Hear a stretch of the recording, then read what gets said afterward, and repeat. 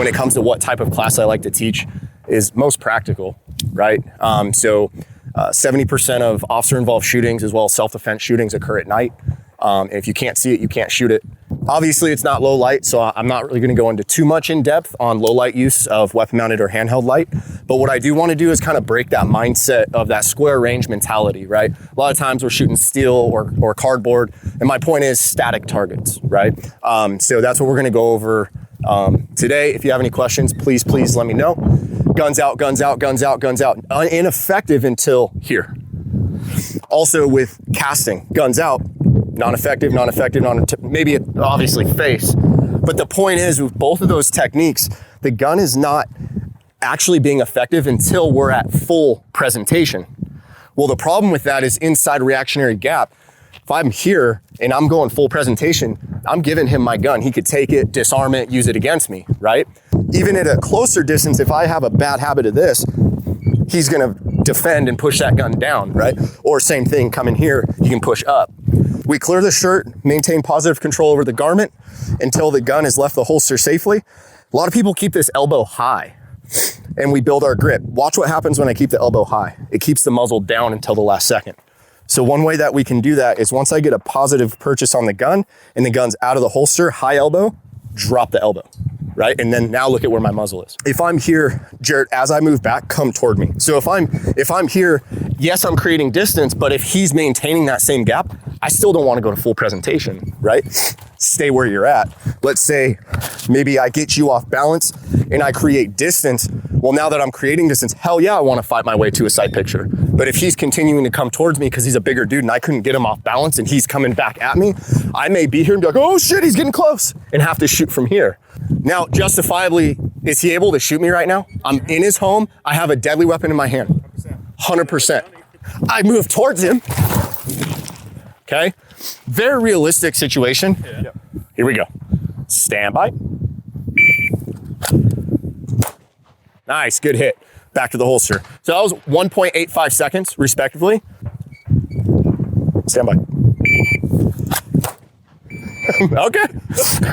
1.2. Right? So significantly faster, right? I was like, I don't have the grip, but I was like, I still need the shot. Hey, man, you got the hit out. Kyle, whenever he feels good and ready, is going to run at me, okay? And I'm going to run backwards. No shooting. I'm not going to draw anything whenever you're ready. Oh, shit, okay? So if your attacker already has movement toward you and is already in motion, for you to move backwards is one of the dumbest things you can do because he's already at full speed by the time he gets to you.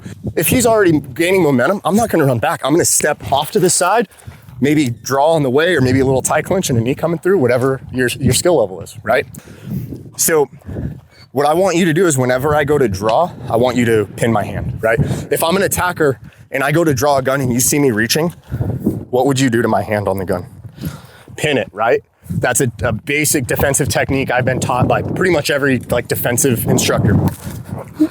So, all right, hands off. I got really comfortable there for a second. All right, ready?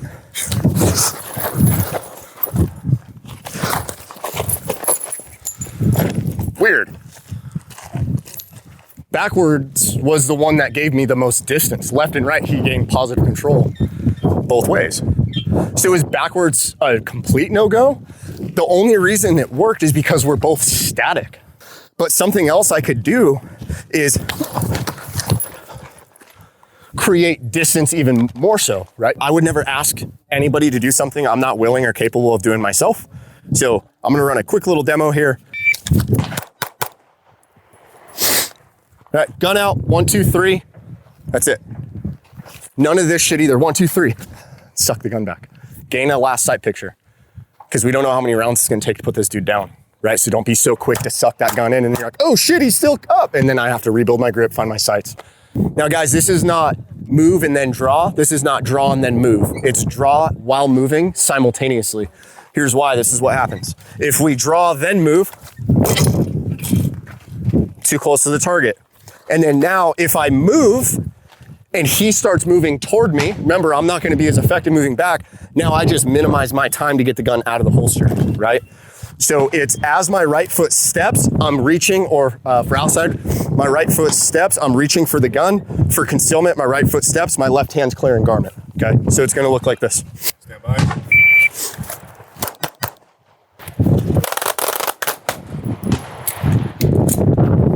Holster up. All right, guys, stay right where you're at, downrange. Do you guys know if you shot somebody in the heart that they're not dead right away? You can have about a 15-second conversation with them until they're dead. Crazy, right? They're dead, you know what I mean? But what else could they do if they still had a gun in their hand, right? So we look at this as the timer, and then ocular cavity is the on-off switch. But what's required to get good ocular cavity hits? Good sight picture, right? So check this out. We're gonna go 3 rounds on the move, same exact drill we just did. But after the 3 rounds, we're gonna change our focal shift and go to the head, and we're putting 2 rounds up into the head box. Now you could go pelvis, but when I run, do I run forward like this? My weight's forward on the balls of my feet, right? I'm moving forward. When I move backwards, do I run backwards like this? Or am I kind of leaning back a little bit, leaning back? So just natural body mechanics. And then recoil, when recoil happens, the muzzle goes in which direction? Up. So I want to take the path least resistance. I'm already set up to go high. My muzzle's already going high versus going boom, boom, boom, and then going against body mechanics to drive down to the pelvis. I'm not saying it won't work, but I'm just saying body mechanics, and usually if we can capitalize off what our body naturally wants to do, it means we have to go do less work against it. You know what I mean? So we're gonna do that. The headshots are still on the move. So that's where it becomes a little spicy, right? I do have a time standard for this. It's 2 seconds. All right, 3 to the body, 2 to the head. Shooters ready? Stand by.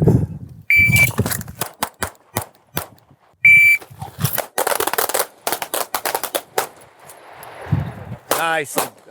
Nicely done, guys. Nicely done. From the first beep to the second beep is 2 seconds.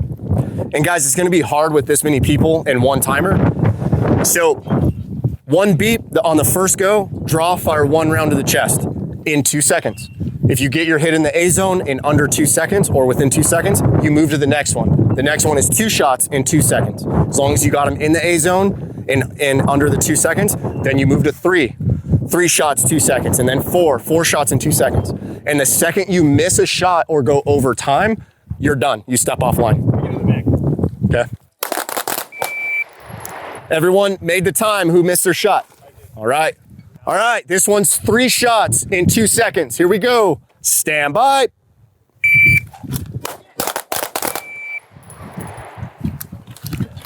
I barely made that. Is that one out or is that one already marked? Downrange. Downrange. I wouldn't accept it myself. Technically, it's out. Okay. Technically, I'm out too. All right. I thought I had that line break too. So four got you guys. Right? Maybe. Give me 4 again. So hold on, guys. This is how this works, though. So 4 got you. If 1 got you, then go, hey, 1 shot, 2 seconds until it's fucking keyholed. Yeah. And then if you're at 4, go, hey, 4 shots until you get them all in, and then go to 5, right? And then 6. So we don't train to get lucky. We train to be consistent. And this is a great drill to be able to figure out where your threshold is and be able to work there until you're like, oh, I got this shit in my sleep. Right? Oh, absolutely. How many of you guys like this drill?